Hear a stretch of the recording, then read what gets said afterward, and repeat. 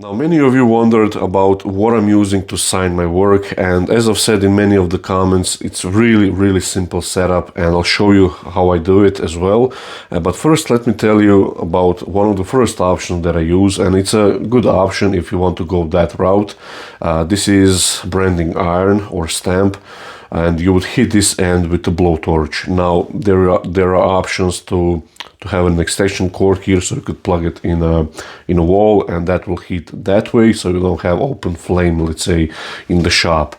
Now, what I don't like about this, it was really expensive to actually get it made here, at least in Croatia.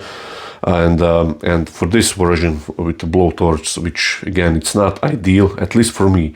And again, this is personal preference. You can sign your work whichever method you like. The other thing is, this is quite, it doesn't allow any of the freedom, let's say. There is no personalization. It's the same stamp over and over and over. So if you like that kind of thing, then this is a good option for you. For me, at least, it was not a great option because, again, this requires sort of a flattish surface to transfer the stamp, and I usually make on the bottom of my bowls or plates some sort of bead or detail, and even although this looks flat, it's not flat, so it's slightly curved. And if you miss a little bit, then it looks really awkward if you have this stamp slightly to the left, right, up and down. So at least to me, it did not work okay. And you can make a sort of a jig or make a groove that will help you align the stamp, but for me it was too much steps, and I really like to get this done as quickly as possible, signing, oiling, and then go to the next thing. So by the way, in this video we're going to sign this lovely bowl here, and I'll show you how I do it.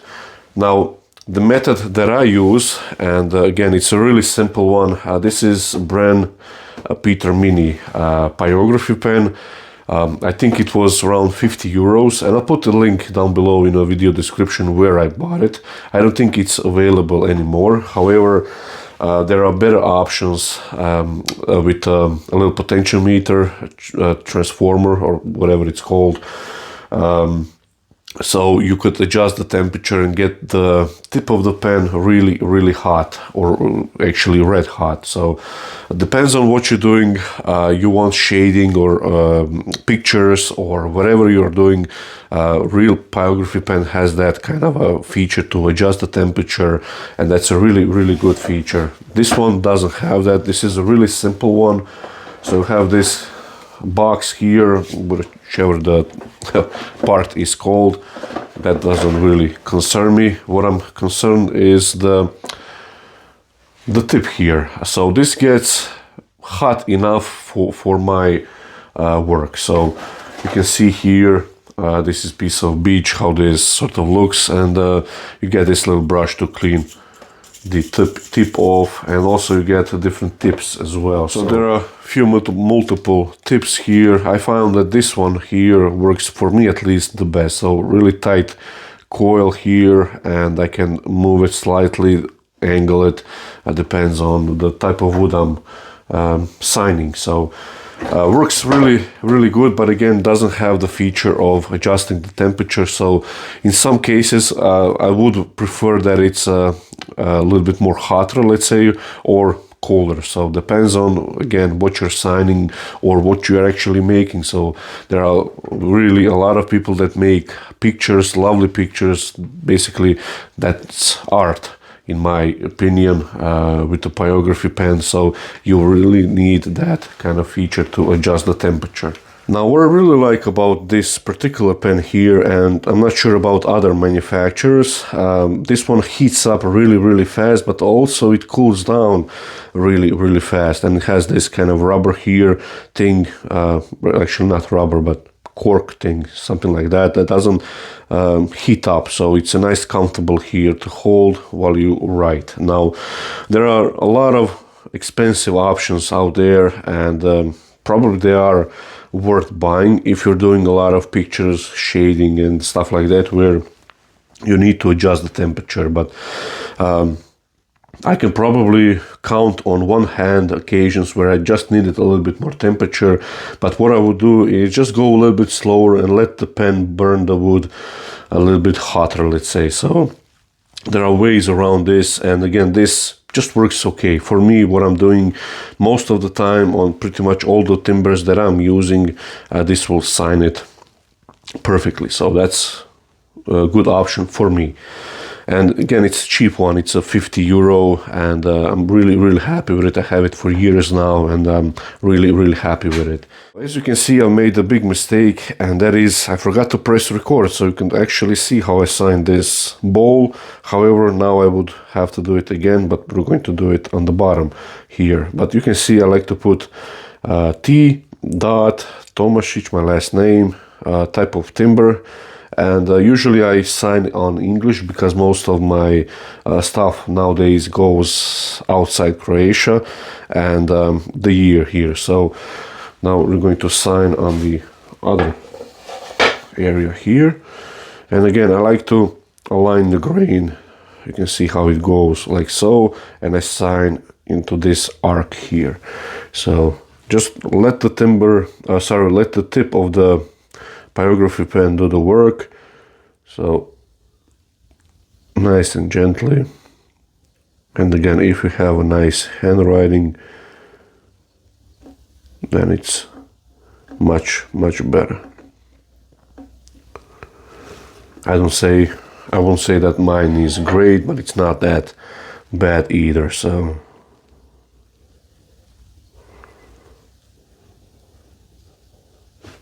and the year.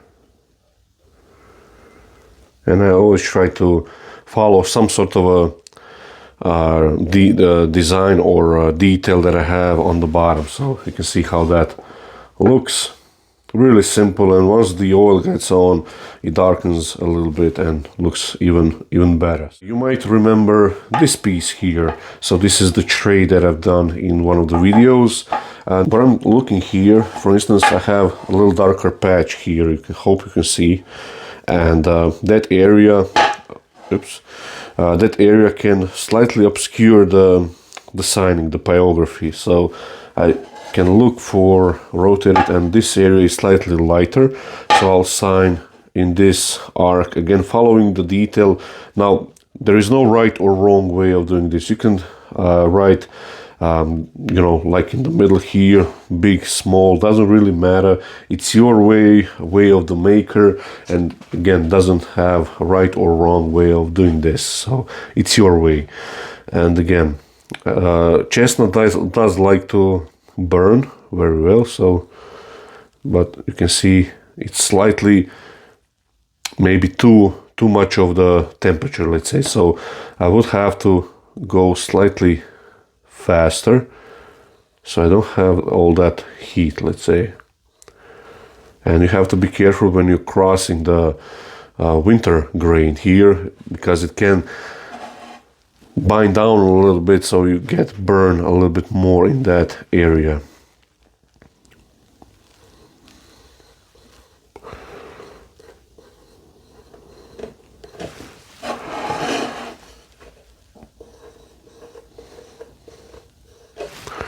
There we go, and now we can see how this looks. Now, granted, this chestnut is slightly here in the nut area, slightly has lost the definition, let's say. So, but what I don't do is go over and try to fix it, because you'll just make it worse. Just leave it as it is. Again, it's a handmade, and it doesn't have to be perfect.